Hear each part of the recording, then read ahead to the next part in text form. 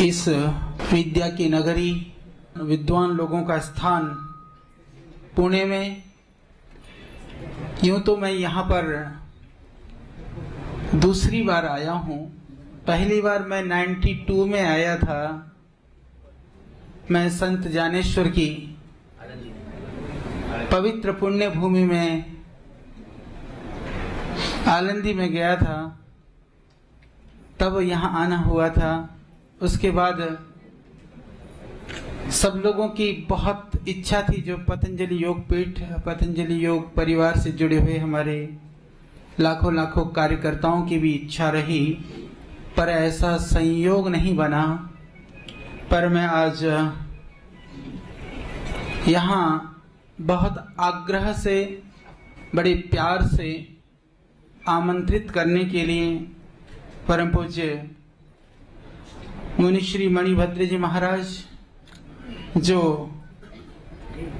उस हिमालय की पवित्र उपत्यका से शुरू होकर के पद यात्रा करते हुए यहाँ पर पहुंचे, और उनकी जो संस्था है अंतर्राष्ट्रीय मानव मिलन, उनके सभी कार्यकर्ता भाई बहन, उनका प्यार, और हमारी पतंजलि योग पीठ की पतंजलि योग समिति, पतंजलि भारत स्वाभिमान के हमारे हजारों हजारों कार्यकर्ता भाई बहन, उनकी अपेक्षा मेरे साथ यहाँ पर साथ में आए हमारे प्रिय भाई यशदेव जी, और यहाँ पर सामने बैठे हमारे प्रिय भाई राठी जी, हरि भाई जी हैं, मनहास जी हैं, यशपाल जी हैं, मिलिंद जी हैं, सुधा बहन हैं, और हमारे बहुत सारे शिक्षक और कार्यकर्ता भाई बहन हैं। मैं आप सबका पहले सभी का बहुत बहुत हृदय से धन्यवाद करता हूँ। हमारी संस्कृति वह स्वयं से प्रारंभ होकर के विश्व की बात करती है, पर आज हमारा जीवन उससे उल्टा चलता है, इसीलिए ये सारी समस्याएं खड़ी हैं। ऋषि कहते हैं यथा पिंडे तथा ब्रह्मांडे, जो पिंड में है वह उसका मूर्त रूप यह अखिल ब्रह्मांड है। पर आज उल्टा हो रहा है। हम पूरे ब्रह्मांड के विषय में काफी कुछ जानते हैं, पर इस पिंड में क्या घटित हो रहा है हमको बोध नहीं है। इसीलिए दुनिया की ओर दौड़ रही है, स्वयं की ओर नहीं दौड़ रही है। संसार की सारी विषमताएं और समस्याएं भी यदि आप बहुत गहराई से देखें तो आप अनुभव कर पाएंगे कि स्वयं से भटकने का कारण है कि दुनिया की जो, चाहे पर्यावरण की भयानक समस्या हो, प्रदूषण की समस्या हो, चाहे व्यक्ति के जीवन में प्रतिक्षण हम जो करने वाले, हमारे द्वारा होने वाली हिंसा की घटना हो, जब व्यक्ति स्वयं में आश्रित होता है, जब स्वयं का निरीक्षण करने का प्रयास करता है, तो यह सोचता है कि मैं किस तरह से दूसरे को सुख पहुंचा सकता हूं, दूसरे के लिए मैं कैसे हित कर सकता हूं। जब दूसरे की हित की भावना आती है तो व्यक्ति स्वयं अपने आप को तपाने के लिए, अपने आप को तप के रास्ते पे आगे बढ़ाने के लिए गौरव की अनुभूति करता है। वही परंपरा हमारी संतों की परंपरा है, वही परंपरा हमारे मुनियों की और सन्यासियों की परंपरा है। वहां पर अपने आप को तपा करके दूसरे को कुछ देने की भावना होती है, दूसरे की पीड़ा को दूर करने की भावना होती है। जब दूसरे को कुछ देने की भावना होती है तो उस क्षण पर यह निश्चित रूप से समझिए कि वह अपने लिए सोचता है कि तेरा काम कितना कम से कम में चलेगा, उसके लिए यह प्रयास रहता है। यदि इस भाव से हम जिए तो मैं समझता हूं कि जो पर्यावरण की जो विकट समस्या है उसका समाधान का मार्ग वहां से प्रारंभ हो सकता है। हमारी आवश्यकताएं, आकांक्षाएं, चाहत और फैलाव बहुत हो चुका है। जैसे अभी डॉक्टर दीक्षित जी सही कह रहे थे, हमको कितना चाहिए, आप देखेंगे हमको इतना नहीं चाहिए जितना हमने संग्रह किया है। वह धर्म में अपरिग्रह कहलाता है। कि जितना मेरे लिए आवश्यक हो मैं उतना संचित करूं, पर यह भाव हमसे समाप्त हो रहा है। आवश्यकता तो जीवन निर्वहन के लिए, परिवार और समाज में जहां पर आप रहते हैं उसके लिए एक आवश्यकता है, उससे अधिक की आवश्यकता। हम उन आवश्यकताओं के नाम पर जो संग्रह कर रहे हैं वो सुख का साधन नहीं है, वो दुख का साधन है, वो अहिंसा का साधन नहीं है, वो हिंसा का साधन है। हमको ऐसा मानना चाहिए। चाहे प्रकृति से हम कुछ भी लेते हैं, कुछ भी लेते हैं, चाहे हमारे हाथ में एक रोटी भी आती है। मैं देखता हूं पतंजलि योगपीठ परिवार बहुत बड़ा परिवार है, जिसमें प्रतिदिन हम लोग 15 से 20 हजार लोग तो प्रतिदिन भोजन करते हैं। मैं प्रयास करता हूं कि रोटी कम से कम बचे, कम भी ना पड़े और भोजन बचे भी, क्योंकि हमारे हाथ में आई हुई रोटी जब हम थाली में बैठ करके जब भोजन कर रहे होते हैं, वह भोजन हमको तो अपनी थाली में दिखाई देती है, पर यदि आप थोड़ा सा चिंतन करेंगे तो आपको पता चलेगा कि वो कितने हाथों से होते हुए आप तक पहुंची है। तो यदि हम भोजन का जूठा भी छोड़ देते हैं ना, वहां भी हम हिंसा कर रहे होते हैं और वहां भी हम पर्यावरण को प्रदूषित कर रहे होते हैं। अधिक आहार का सेवन करते हैं, अधिक आहार का सेवन करते हैं। मैं आपको सच बताऊं, सारे दुनिया का रिकॉर्ड निकाल लेना, भूख से मरने वालों की संख्या बहुत कम है, पर ज्यादा खाकर के मरने वालों में तो हम सारे ही हैं। वो भी हिंसा है। हम दूसरे के भोजन को जबरदस्ती अपने में ठूस रहे हैं, और प्रदूषण भी, ज्यादा खाओगे ज्यादा मल जाओगे, ज्यादा पानी का प्रयोग होगा। तो वो सारा आप यदि हिसाब लगाएंगे, आयुर्वेद की बात, क्योंकि आयुर्वेद के रूप में आप मुझे जानते हैं, आयुर्वेद में हितभुक, ऋतभुक और मितभुक की बात की गई है कि हमको जीवन में ठीक रहना है। यह आयुर्वेद की विधाएं, योग की विधाएं, यह देह के लिए नहीं है। ये ध्यान रखना, देह से प्रारंभ होती हैं बहुत क्रियाएं, पर इनका अंत तो जाकर के आत्मा में होता है। मोक्ष और कैवल्य की प्राप्ति योग का लक्ष्य है, योग का जो अंतिम जो ध्येय तो वह है। पर शरीर तो ठीक रहे, जैसे मुनि जी महाराज ने कहा कि देह ही ठीक नहीं है, तुम ढंग से बैठ भी नहीं सकते, भगवान को क्या पाओगे? तुम ठीक से चल भी नहीं सकते हो तो परमात्मा तो फिर बहुत दूर रहेगा। तो हम किस तरह से अपने दैनंदिन जीवन में हितभुक, हमको जो हितकारी है, व्यक्ति के लिए क्या हितकारी है, हमको जो नुकसान न देता हो, तो हम आहार की बात करते हैं। तो कई बार बात ये आती है कि हम लोग सिर्फ जो थाली पे हम परोस करके अंदर डालते हैं ना, हम उसको आहार कहते हैं, पर मैं सच बताऊं वह तो अन्न और स्थूल आहार है। विचारों का जो आहार होता है वह तो उससे भी सूक्ष्म होता है। हम प्रतिदिन ये ध्वनि प्रदूषण चारों तरफ हमको दिखाई सुनाई पड़ती है। टेलीविजन आप खोलते हैं, सुबह बैठ करके विविध तरह के प्रोग्राम और विविध तरह की ऐसी चीजें आपको दिखाई देती हैं। सुबह उठ करके आप अखबार को पढ़ते हैं, उसमें ऐसे न्यूज को आप पढ़ते हैं जो आपको जाकर के आपको अंदर से जो भय पैदा करे, आपके अंदर से आपको बेचैन कर दें, पढ़ करके आपको अशांति पैदा कर दें। तो इस तरह की चीजों, ये सारी ही तो हिंसा में है। और ये सब कुछ एक तरह से कहूं, ये पर्यावरण को और पूरे विश्व को, पूरी मानवता को, पूरी संस्कृति को, और मैं कहता हूं कि मानव के अंदर जो हमारा जो मानवत्व है उसका यह समापन कर रहा है। यह हिंसा के द्वारा ये सब कुछ हो रहा है। आज हमको ठीक करने का साधन हमको कौन बता रहा है, हमको कहां से मिल रहा है? आप प्रातः काल से उठ करके देखिए, रात तक आप निरीक्षण करिए, दिन भर में हमने जो कुछ सीखा, जाना, किया, ऐसा कितना था कि जो मेरे लिए अत्यंत आवश्यक था। हम दिन भर उसको भरते रहते हैं जो हमारे लिए जरूरत नहीं है। फिर हम कहते हैं कि हमें अहिंसा की सिद्धि करनी है, हमें राष्ट्र का हित करना है, हमें मानवीय संवेदनाओं में जीना है, हमें संस्कृति की रक्षा करनी है। वो बात बेमानी हो जाती है। हमारी आवश्यकता है, चाहे वो मानसिक की आवश्यकता है, हम उन चीजों को सुने जो हमारे जीवन के लिए अपरिहार्य हो, उन चीजों को हम देखें जिससे हमारा जीवन सुंदर बनता हो, उन चीजों को खाएं जिससे देह ठीक बनता हो, जो ये स्थूल इंद्रियां हैं, इन इंद्रियों से उसका ग्रहण करें, जिससे इस देह को हम मोक्ष तक पहुंचा सकते हों, इस देह से हम दुनिया की सेवा कर सकते हों।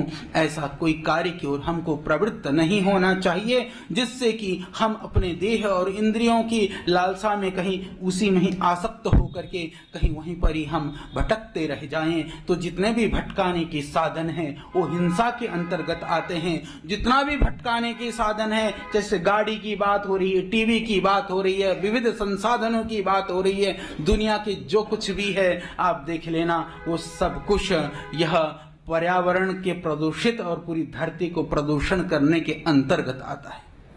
इस सूक्ष्म परिभाषा को हम समझ लें। अब डॉक्टर साहब पाश्चात्य जगत की बात कर रहे थे, सही बात है। दुनिया के जल को तुम बचा नहीं सकते हो, मंगल में जल को ढूंढने के लिए हम अरबों खर्च कर देते हैं और पूरी धरती को प्रदूषित करते हुए हम पहुंचते हैं। हमारे ऋषियों की जो बात थी, ऋषियों ने हमेशा यही कहा था, और एक बात मैं आज पूरी दृढ़ता के साथ कह सकता हूं, दुनिया के अंदर जितना भी मंगल है, जितना भी शुभ है, जितना भी अच्छा है, वह सब उसका मूल हमारी संस्कृति से है। जितना भी अशुभ है वो सब हम लोगों ने बनाया है। वहां कोई भी अमंगलकारी चीज नहीं, वहां कुछ भी अशुभ नहीं है। हमने धरती की पवित्रता की बात करी, धरती की शुद्धता की बात करी, हमने अंतरिक्ष की शुद्धता की बात करी, हमने संपूर्ण जल, जंगल, जमीन, वायु, सब कुछ की शुद्धता की हमने बात की, हमारे ऋषियों ने बात की। यह संस्कृति यहां व्यक्ति की बात नहीं करती है। वेदों की यदि आप बात करते हैं, वहां अहम शब्द नहीं है, वहां वयम शब्द का प्रयोग होता है। हम कहते हैं सर्वे भवन्तु सुखिनः सर्वे सन्तु निरामया। इसका अर्थ क्या है? इसका अर्थ यह है कि सभी खुशी हो, सभी आनंद में हो, सभी मंगल में हो, सभी के चेहरे पर प्रसन्नता हो। यदि मैं दूसरे के चेहरे पर प्रसन्नता देखना चाहता हूं तो ये ध्यान रखना, कभी मैं ऐसा कार्य नहीं करूंगा जिससे दूसरे के चेहरे की प्रसन्नता लुप्त हो जाए। यह हमारी संस्कृति है, यही अहिंसा है और यही पर्यावरण की रक्षा है। इसको हमको समझना होगा। हमारी कार्य, आप घर में रहते, मेरी माताएं बहनें सब बैठे, आप अधिकांशतः गृहस्थ हैं, आप क्या समझते हैं? प्रातः काल उठ करके जो मुस्कुराता हुआ चेहरा दूसरे को दिखा लें, समझ लेना वह पर्यावरण की रक्षा है और वो अहिंसा है। पर यदि आप सुबह अपना चेहरा फुला करके और गुस्से का सा चेहरा लेकर जाते हो, दूसरा भयभीत होता है, दूसरे को भयभीत करते हो, तो वह अहिंसा नहीं, वो अहिंसा है। हमारी हिंसा तो वहां से शुरू होती है। हम ऐसा सोचते हैं, कई बार तो अहिंसा की बात आती है तो हम आहार पर जाकर के टिकते हैं। आहार भी वो एक प्रकार है, पर वह स्थूल है मेरी दृष्टि में, क्षमा करना।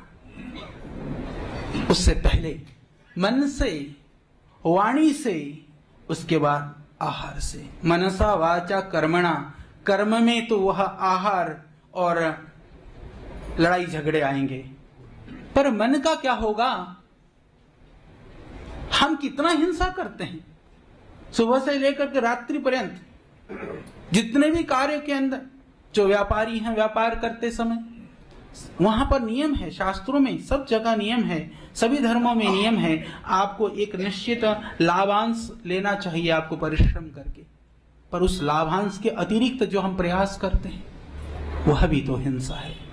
हम दूसरे को पीड़ा दे करके, दूसरे को छल से, दूसरे को ईर्ष्या, द्वेष आदि के द्वारा जो व्यवहार करना चाहते हैं, तो इन सब कर्मों को यदि आप गहराई से देखें तो हम प्रातः काल से अपने आपस में, व्यवहार में, परिवार में हम रहते हैं, जिस समाज में हम रहते हैं, हम व्यवहार के अंदर कितनी त्रुटि करते हैं, उस सब हिंसा का पार्ट है। वाणी के द्वारा आज पेशेंस खत्म हो गया है। पहले थोड़ा सा धैर्य था, थोड़े हमारे अंदर हम थोड़ा सुनने का सामर्थ्य रखते थे। आज मैं देखता हूं हम जहां भी जाते हैं, हम सब लोगों के अंदर ही इतना धैर्य खत्म हो चुका है और खत्म हो रहा है। दूसरा कोई कुछ बोलता है ना, हमको सुनने की क्षमता नहीं है। हम ये तो अपेक्षा रखते हैं कि जो हम कहें सब सुने, पर दूसरा कहें वो मैं सुनूं। यदि इस सामर्थ्य को हमने नहीं विकसित किया तो हमारा जीवन अहिंसामय कभी नहीं बन सकता है। भगवान ने, सब कहते हैं भगवान ने एक मुख दे रखा है, दो कान दे रखे हैं, पर वो कान तो हम दूसरों के लिए चाहते हैं दूसरा सुने। हमको सुनने की आदत डालनी पड़ेगी, सहने की आदत डालनी पड़ेगी। तो फेरी के पालन करने से। सच बताऊं तो अहिंसा जो है ना, अहिंसा वस्तुतः मैं यदि बहुत गहराई से बात कहूं तो अहिंसा कोई क्रिया नहीं है। क्षमा करना, अहिंसा कोई क्रिया नहीं है, अहिंसा तो फल है। क्रियाएं तो बाकी चीज करते रहते हैं हम लोग, उसका फल है।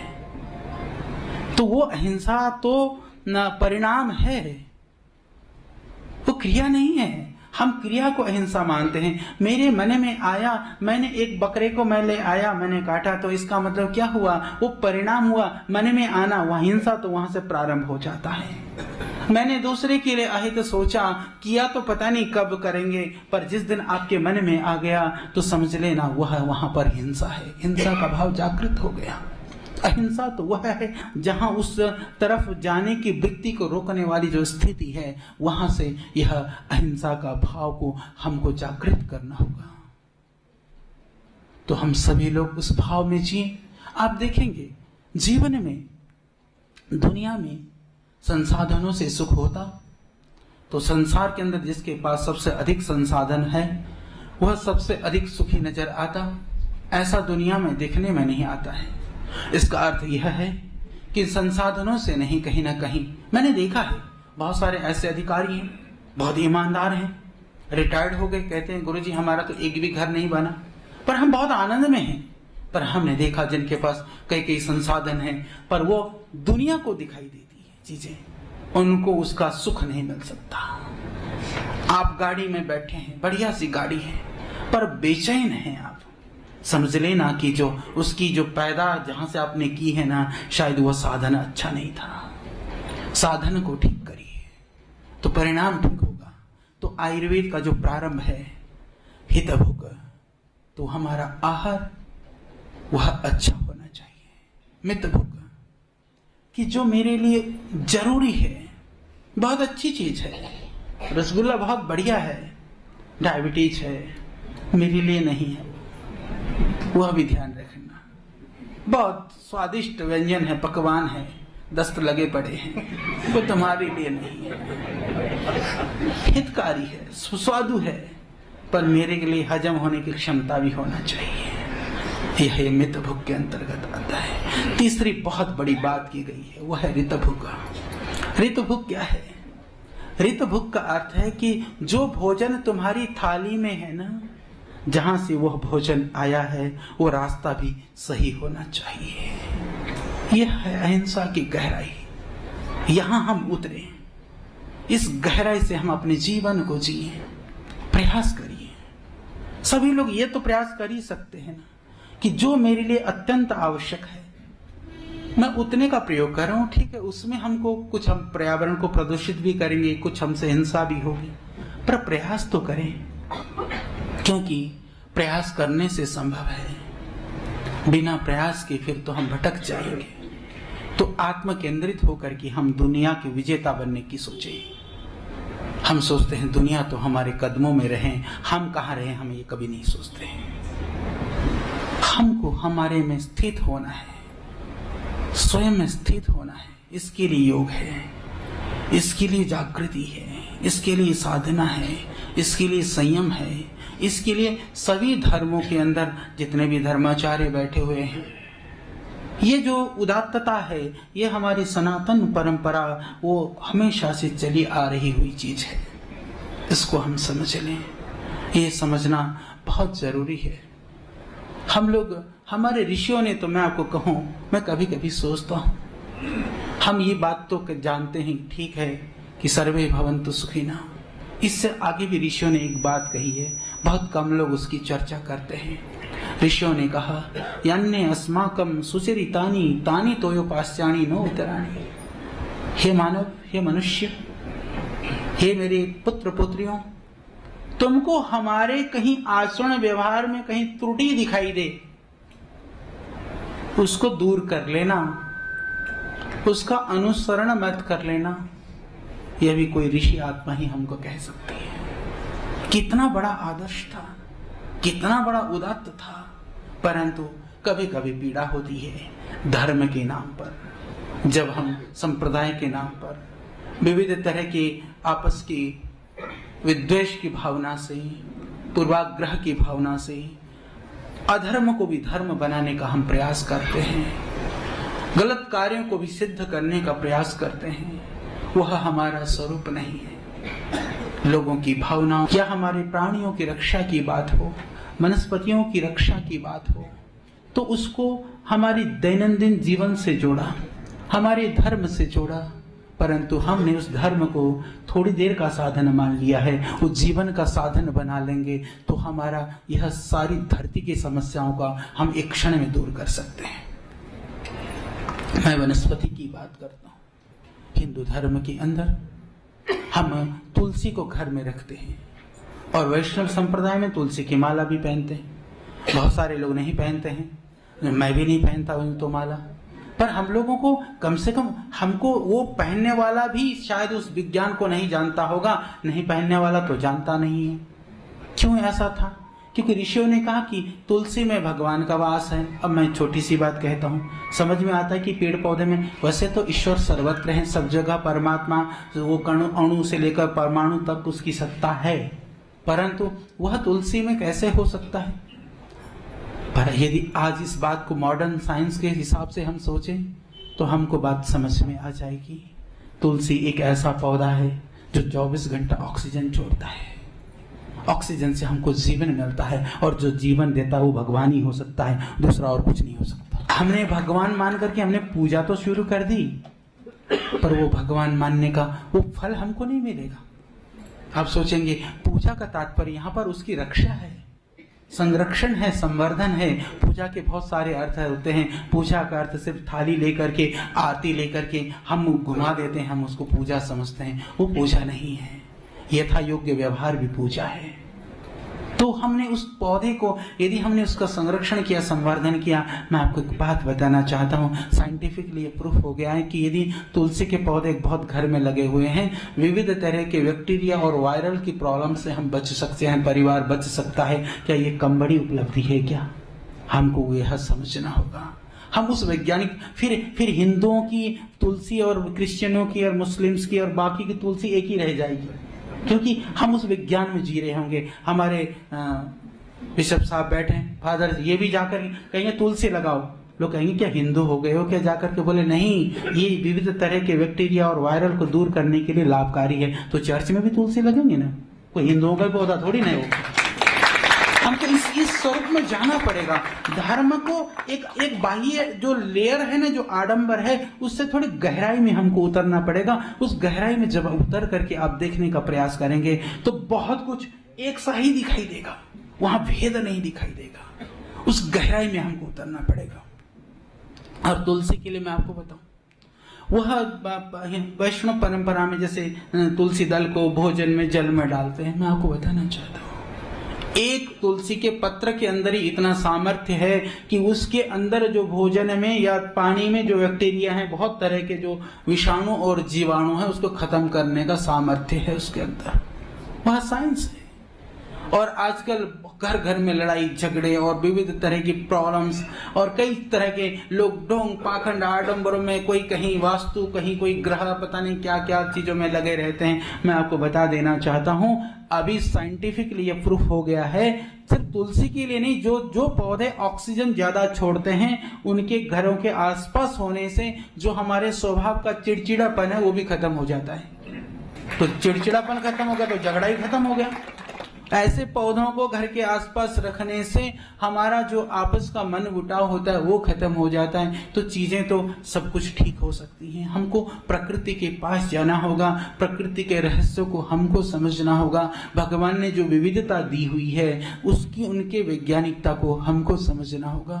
इन चीजों को हम समझें, इन गहराइयों में हम उतरें कि जितने भी क्रियाएं हमारे यहाँ की जाती थी, छोटी सी बात है हमारे यहाँ, प्रातः काल उठ करके चाहे जल पीने से लेकर के रात्रि तक के, चाहे भोजन की बात हो, चाहे व्यवहार की बात हो, चाहे चलने की बात हो, बड़े लंबे विषय हैं। हमको इन रहस्यों को समझना है। अपने जीवन में हमको हमेशा प्रसन्न रहना है। ये प्रसन्नता है ना, ये परमात्मा की तरफ से हमको वरदान है। अप्रसन्न रहने वाला आदमी भी हिंसा करता है, स्वयं अपनी शक्ल को तो बिगाड़ता है, दूसरे को भी परेशान करता है। ये भी हिंसा है, इससे भी पर्यावरण बिगड़ता है। घर ही बिगड़ जाएगा तो पर्यावरण का क्या करोगे? तो घर में सही रहना शुरू कर दो, आपस में प्रेम से व्यवहार करना शुरू कर दो। भाषण तो बहुत सुन सकते हैं लक्ष्यदार, हम जा रहे हैं सुनने के लिए, का जरूरी भी है, पर परिवर्तन चाहिए, परिवर्तन जरूरी है।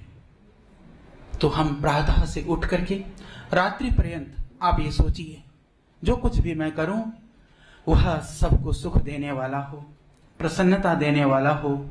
हमसे सबको अभयम नः भूतेभ्य, कि मुझसे सारी प्राणियों को निर्भयता प्राप्त हो। अहिंसा की तो परिभाषा ये है, तुमको देख करके तुम्हारा बच्चा डरता है ना घर आते ही, तुम क्रूर प्राणी हो, तुम अहिंसा के। बीवी के पसीने छूटते हैं, हाँ जी जी ले आई अभी ये सामान, ये तो कुछ तो मेरा छोटी सी चीज सुबह उठे, मेरा तौलिया कहाँ है, मेरा कपड़ा कहाँ है, मेरा वो है। ये जीवन अहिंसा का नहीं है। क्षमा करना, कितने भी तुम शास्त्र पढ़ लो, कितने भी मंदिर में जाओ, मत्था टेक लो, कुछ नहीं बिगड़ेगा, कुछ नहीं बनेगा, मतलब नहीं सुधार होगा। जीवन को सुधार लो। ये सारे साधन स्वयं को सुधारने के लिए हैं, ये साधन हैं। उन साधनों का प्रयोग कर करके यदि हम अपने को सुधार सकें। मुनि जी महाराज बैठे हैं, 4 महीने हो गए, कितने महीने से लग रहे हैं, बड़ा सारा प्रवचन दे दिया होगा। अब वो सुनने से तो नहीं होगा ना, जितना उतर गया लाभ तो उसी का ही मिलेगा। उतारो, उतारने का प्रयास करो जितना उतर जाए। शास्त्रों में यही कहा है कि 4 तरह से हम चीजों को सीखते हैं। आगम कालेन, स्वाध्याय कालेन, प्रवचन कालेन, व्यवहार कालेन चेति। 4 तरह से चीजें आती हैं। आगम काल क्या है? इतने सारे महापुरुष बैठे हैं, सब लोगों ने अपनी अपनी सुंदर बातें सुनाई आपको, अपने सारी बातें सुनी, यह आगम काल कहलाता है। बहुत सारे जितने भी साधन हैं उनसे ज्ञान को आने दो, आने दो। आने के बाद में दूसरा है आगम काल, स्वाध्याय काल, कि फिर बैठ करके स्व अध्याय का अर्थ है यहाँ पर चिंतन करो। बैठ करके जो मैंने जाना है, मुझे पता है कि हमको क्या करना है, आपको सबको पता है क्या करना है, पर हमारी दशा का पता है क्या है? कुछ कुछ दुर्योधन जैसी है। महाभारत में दुर्योधन ने जब भगवान कृष्ण ने उनको समझाने का प्रयास किया तो क्या कहा था पता है? दुर्योधन ने कहा था, जानामि धर्मम न च मे प्रवृत्ति, जानामि अधर्मम न च मे निवृत्ति, केनापि देवेना हृदय स्थितेन यथा नियुक्तो तथा करोमि। भले कृष्ण मेरे को क्या सिखाते हो, मैं जानता तो हूं ना, मुझे पता है क्या सही है, मुझे यह भी पता है कि क्या गलत है, परंतु मैं सही को नहीं कर सकता, गलत को छोड़ भी नहीं सकता। क्योंकि बोले मेरे अंदर एक ऐसा बैठा हुआ है, जो भी समझ लो दानव, कि एक ऐसा कोई बैठा हुआ है मेरे अंदर, वो जिधर जिधर लगाता है मैं तो उधर उधर जाता हूं। नहीं तो ऐसा ही हो जाएगा। तो जो हमारा आगम काल में तो बहुत कुछ आएगा। आप पिक्चर के गाने भी सुनोगे तो भगवान के भजन भी सुनोगे, वो भी तो आगमन है, पर भजन कम याद रहते हैं, गाने ज्यादा याद रहते हैं। आप जो है बड़ी बड़ी बढ़िया बढ़िया बातें भी सुनोगे और कुछ कुछ लड़ाई झगड़े भी सुनोगे, लड़ाई झगड़े तो याद रह जाते हैं, अच्छी वाणी भूल जाते हैं। लोग हमारे जीवन में बहुत उपकार करते हैं, हमको बहुत सब लोगों का उपकार से हमारा जीवन बनता है, हम लोगों के उपकार को भूल जाते हैं। किसी ने थोड़ी सी अपकार कर दी तो हम कभी भूल नहीं पाते हैं। ये आगम काल का सही प्रकार नहीं है। जो तुम्हारे लिए सही है, बैठ करके हमने चिंतन किया। स्वाध्याय, जो ध्यान का पहला रूप स्वाध्याय है, क्योंकि चिंतन के द्वारा ध्यान के मार्ग में हम प्रविष्ट होते हैं, ध्यान से फिर कैवल्य का रास्ता खुलता है। तो यह आगम काल जो है ना, यह इसको सही सही आगम को अंदर उतारने का नाम है स्वाध्याय। आगम कालेन, स्वाध्याय कालेन, प्रवचन कालेन। तीसरा फिर तुम्हारी प्रवचन का अर्थ यहाँ कथा भाषण नहीं है। प्रवचन का अर्थ यहाँ पर है तुम्हारी वाणी में वो झलकने लग जाए, वो दिखाई देने लगे, कि आपके मुंह से ऐसे वाणी निकले कि दूसरा दिख करके भी ना उसको भी अच्छा लगे कि वाह, ये व्यक्ति तो देखो क्या इसके अंदर मधुरता है, क्या नम्रता है। सत्यम ब्रियात प्रियम ब्रियात ना ब्रियात सत्यम अप्रियम। यहाँ तो इतना तक भी कहा, कई लोग मैं तो खरी खरी सुनाता हूँ। अरे तेरी तो खरी खरी है, दूसरे को तो नहीं झेल रही है। इसके लिए भी मना किया गया। झूठ तो बोलना नहीं है, पर सत्य को भी हमको इतना करना है कि दूसरे को झेल जाए। ये जरूरी है, नहीं तो वो हिंसा है। फिर तो हमारी वाणी में वो चीज आ जाए, उसको बोलते हैं प्रवचन काल। उसके बाद आता है फिर व्यवहार काल। तुम्हारी वाणी में मधुरता आ गई, तुमने सारे कबाड़े को अपने अंदर से निकाल करके फेंका, फिर तुम जो है संत हो गए, बुद्ध हो गए, महावीर हो गए, निर्वाण का रास्ता तुम्हारा प्रशस्त हो गया। वहां पहुंचना है, वह पहुंचना जीवन का लक्ष्य है। इसी के लिए यह मानव जीवन हमको मिला है। बाकी दुनियादारी तो सब कुछ साधन है, पर हमने साधन को साध्य मान लिया है। जिंदगी को आगे बढ़ाने के लिए, बढ़ने के लिए यह तो रास्ता है। रास्ते को मंजिल मान गए तो मंजिल तुम्हारे हाथ कभी नहीं आएगा। रास्ते को रास्ता समझना तो फिर तुमको तुम्हारा मंजिल दिखाई देने लगेगा। और यही भाव जो है, मैंने कहा यह सच माने में व्यवहार काल है। तो इस तरह से हम जीवन के रहस्यों को जाने, जीवन के गहराइयों में उतरें, तो ये हमारी परंपरा, हमारी संस्कृति, ये सब चीजें हमको सिखाती है। तो इस तरह से अपने जीवन को आदर्श बनाते हुए, उदात्तमय बनाते हुए, हम व्यवहार में कहीं पर भी कोई त्रुटि ना हो, इस भाव से आगे बढ़ें। समय बहुत हो गया है, तो आप सबको मेरी बहुत शुभकामनाएं, और आपके जीवन की विषमताएं दूर हो, प्रतिकूलताएं दूर हो, जीवन में प्रसन्नता हो, जीवन में सादगी और सरलता हो, जीवन में दूसरों को सुख देने के लिए थोड़ा सा भी कष्ट सहना पड़े। देखो, इस पंखों में बैठ करके, एसी में बैठ करके, विविध तरह के संसाधनों में बैठ करके हम दुनिया की पीड़ा को नहीं समझ सकते हैं। मैं हमेशा इस बात को कहता हूँ, भूख कैसी होती है, यदि उसको जानना चाहते हो, एक दिन भूखा रह करके देख लो। ठंड कैसी होती है, जानना हो तो सर्दी के मौसम में एक दिन कम वस्त्रों में रह करके तो देख लो। यदि आप चाहते हो कि गर्मी कैसी होती हो, भरी दोपहरी में बिना एसी के, बिना पंखे के रह करके तो देख लो। इससे हम इन चीजों को जान सकते हैं। तो इन गहराई में उतर करके हम पूरे देश के लिए सोचें, हर प्राणी के लिए सोचें, मानवता के लिए सोचें, तो हम सच माने में हिंसा से बच पाएंगे। अहिंसा में हमारा जीवन बनेगा, और अहिंसा में जीवन बनेगा तो पर्यावरण की रक्षा तो हम स्वतः ही कर पाएंगे।